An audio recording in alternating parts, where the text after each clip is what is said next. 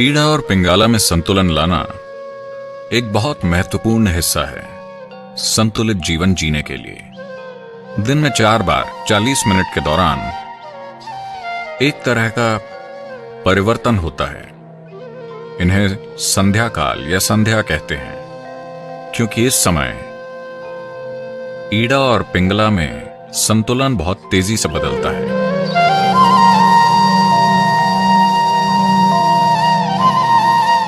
योगिक परंपरा में इसे इस तरह देखते हैं, शरीर और मन जैसी कोई चीज नहीं होती। भौतिक शरीर होता है, मानसिक शरीर होता है, ऊर्जा शरीर होता है। ऊर्जा शरीर में 72,000 नाड़ियां शामिल होती हैं। जब हम नाड़ी कहते हैं तो इसका मतलब है एक चैनल या रास्ता। नाड़ी का मतलब कोई नस नहीं है। अगर आप इस शरीर को काटकर खोलें तो आपको नाड़ियां नहीं दिखेंगी। ऐसी कोई चीज भौतिक रूप में नहीं है। लेकिन अनुभव के तौर पर अगर आप अपने सिस्टम में ऊर्जा की गतिविधि की प्रकृति को देखें तो आप पाएंगे कि वो हमेशा स्थापित मार्गों पर चलती है, इधर उधर कभी नहीं। तो 72,000 मार्ग हैं जिनसे वो गुजरती है।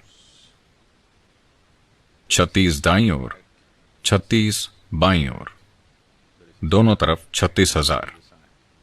दाहिने को पिंगला कहते हैं, बाएं को ईड़ा कहते हैं। इन्हें सूर्य और चंद्रमा भी कहा जाता है। तो ये दोनों ईड़ा और पिंगला या सूर्य और चंद्रमा, दायां और बायां, आपके मन के स्तर पर तार्किक और सहज ज्ञान को दर्शाते हैं। जब मैं सहज ज्ञान कहता हूं तो सहज ज्ञान बोध का एक और आयाम नहीं है, बल्कि सिर्फ गणना का एक और आयाम है। अगर आपके अंदर बराबर मात्रा में सूचना है, अगर आप तार्किक रूप से जाते हैं तो किसी जगह पहुंचने में 10 कदम लग सकते हैं। Intuition means you don't take the 10 steps, you just jump to the 10th step. सहज ज्ञान मतलब आपको 10 कदम नहीं उठाने, आप बस कूद कर 10वें कदम पर पहुंच जाते हैं। मगर आज की आधुनिक शिक्षा प्रणालियां 100% सहज ज्ञान के आयाम को कुचल रही हैं। सिर्फ तार्किक को विकसित किया जा रहा है। किसी भी सहज ज्ञान को बकवास कहकर खारिज कर दिया जाता है। हर चीज के लिए आपको बहुत सोचना पड़ता है। जो आपकी दादी नानी यूं ही जानती थी, आज आपको वही चीज जानने के लिए अरबों डॉलर का रिसर्च करना पड़ता है। जब आपको हर चीज के लिए सोचना पड़ता है और हर चीज में कई कदम लेने होते हैं, अब जीवन तनावपूर्ण हो जाता है। अगर कोई एक स्तर से आगे सफल होना चाहता है तो कुछ चीजें हैं जिनमें आपको उन्हें फांद कर वहां तक पहुंचना होता है। वही सूचना, वही चीजें, बस आपको हर बार उतने ही कदम नहीं लेने पड़ते।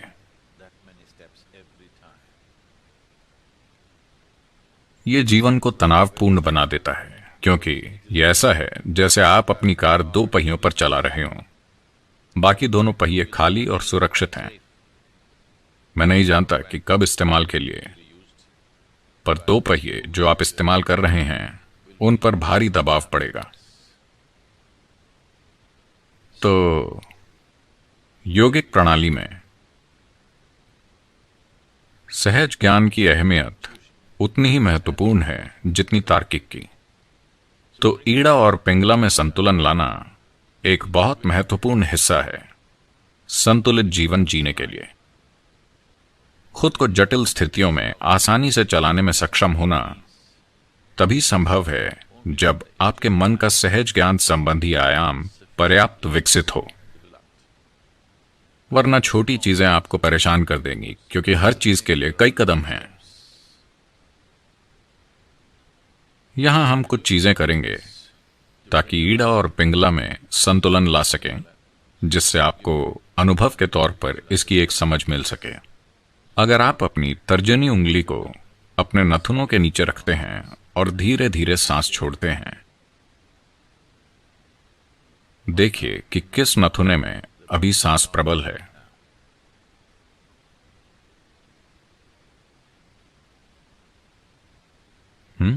कितनों का दाहिना है? बायां? ठीक है, ये दायां होता है या बायां? सिर्फ 2 बैरल हैं। अगर 25 होते तो ये कितना जटिल होता।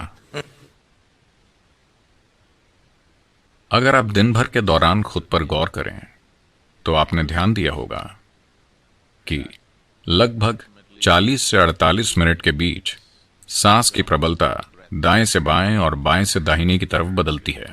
क्या आपने कभी इस पर ध्यान दिया है? यह इसलिए होता है क्योंकि सिस्टम के भीतर ऊर्जा या प्राण की प्रबलता, जो शरीर की जीवन शक्ति है, वो पिंगला से ईड़ा और ईड़ा से पिंगला में बदलती रहती है। हर 40 मिनट पर एक बार ऊर्जा के बदलने के बाद अगले 8 मिनट के अंदर सांस बदल जाती है। अगर आप सेहत और खुशहाली की संपूर्ण स्थिति में हैं तो वो कुछ पलों में, या हम कह सकते हैं तुरंत ही बदल जाएगी। ये परिवर्तन हर 40 मिनट में होता है, पर दिन के कुछ समय के दौरान, जिन्हें ट्वाइलाइट जोन कहा जाता है, जिसका मतलब है संध्या काल,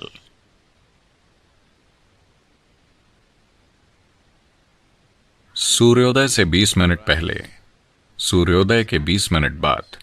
ओ ठीक है सदगुरु, अगर कोई दूसरा समय है तो बताइए। दोपहर से 20 मिनट पहले, दोपहर के 20 मिनट बाद, सूर्यास्त से 20 मिनट पहले, सूर्यास्त के 20 मिनट बाद, आधी रात से 20 मिनट पहले और आधी रात के 20 मिनट बाद। 40 मिनट के दौरान दिन में 4 बार एक तरह का परिवर्तन होता है। इन्हें ट्वाइलाइट जोन या संध्या कहते हैं, क्योंकि इस समय ईड़ा और पिंगला में संतुलन बहुत तेजी से बदलता है। क्योंकि वो आपके अंदर तेजी से बदल रहा है, इस समय उसमें संतुलन लाना बहुत आसान है। एक हद तक दुनिया में लगभग हर कहीं किसी भी आध्यात्मिक प्रक्रिया या साधना का मतलब है सुबह शाम। संध्या आध्यात्मिक साधना का पर्याय बन गई है। वो समय कई साधनाओं का पर्याय हो गया है।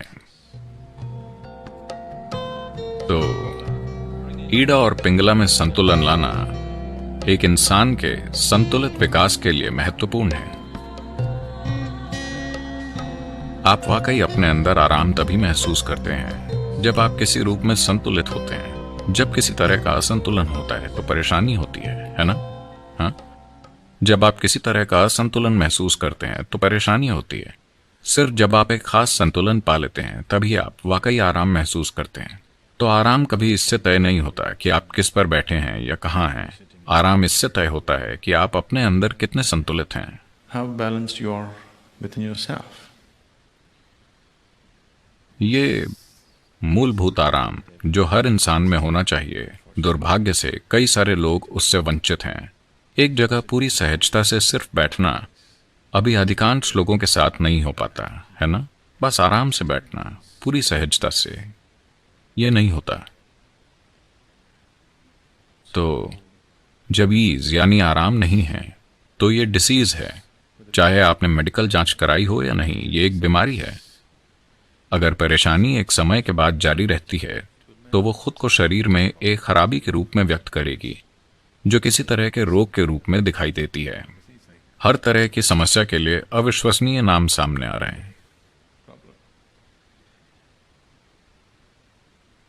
मूलभूत कारण कि सिस्टम क्यों अपनी अवधि पूरी नहीं करता, इसे अपनी अवधि पूरी करने के लिए डिजाइन किया है, पर यह अपनी अवधि पूरी नहीं कर रहा क्योंकि हम इसे असंतुलन के अलग अलग स्तरों पर रखते हैं। आप अपनी कार हर समय बस 2 पहियों पर चलाते हैं तो कुछ ना कुछ खराब होगा। तो इसी तरह पूरे सिस्टम को ठीक से नहीं रखा जा रहा है। सिस्टम में पर्याप्त संतुलन नहीं है। केवल जब आप संतुलन में होते हैं तभी आराम होता है, वरना कोई आराम नहीं होता। कोई व्यक्ति आराम नहीं जान पाएगा जब तक कि वो अपने अंदर थोड़ा बहुत संतुलन न जानता हो।